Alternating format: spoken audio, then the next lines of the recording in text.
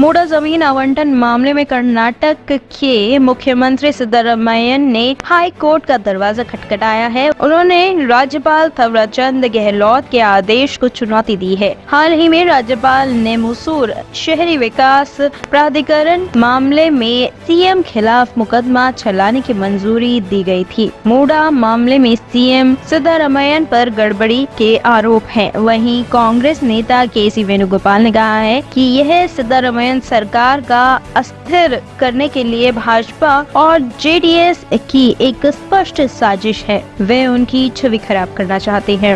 Actually, what is happening in Karnataka is totally unfortunate. This is a clear conspiracy of BJP and JDS to destabilize the Siddaramaiah government, which is most popular government in Karnataka, which is addressing the concern of the common poor people of Karnataka. Their target is very clear, to destabilize Siddaramaiah. Siddaramaiah is the most popular chief minister who stands for the poor people of the state. They want to tarnish his image.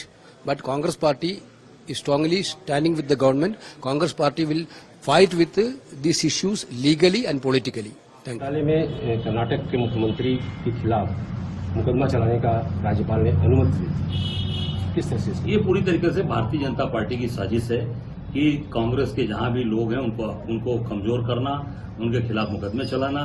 इतने घोटाले किए भाजपा के CM Karnataka के येदियुरप्पा ने, क्या हुआ उसका? खुलेआम सारी चीजें तय थी, 40% तय था, कुछ नहीं हुआ उसका। कांग्रेस का के कार्यकर्ता काम कर रहे हैं, कार्यकर्ता वहां के सीएम काम कर रहे हैं, तो उनको कैसे भी उन्हें प्रताड़ित करना और उन्हें बदनाम करने पे भारतीय जनता पार्टी के लोग काम कर रहे हैं। ये राज्यपाल क्या केंद्र के इशारे पर काम कर रहे हैं? बिल्कुल केंद्र के द्वारा ही नामित है, भारतीय जनता पार्टी के लोग हैं। और बुरी तरीके से, जैसे आपने देखा बनारस के चुनाव में, मोदी के चुनाव में 8 राज्यपाल घूम रहे थे, चुनाव प्रचार कर रहे थे, लेफ्टिनेंट गवर्नर आके चुनाव प्रचार कर रहे थे बनारस में।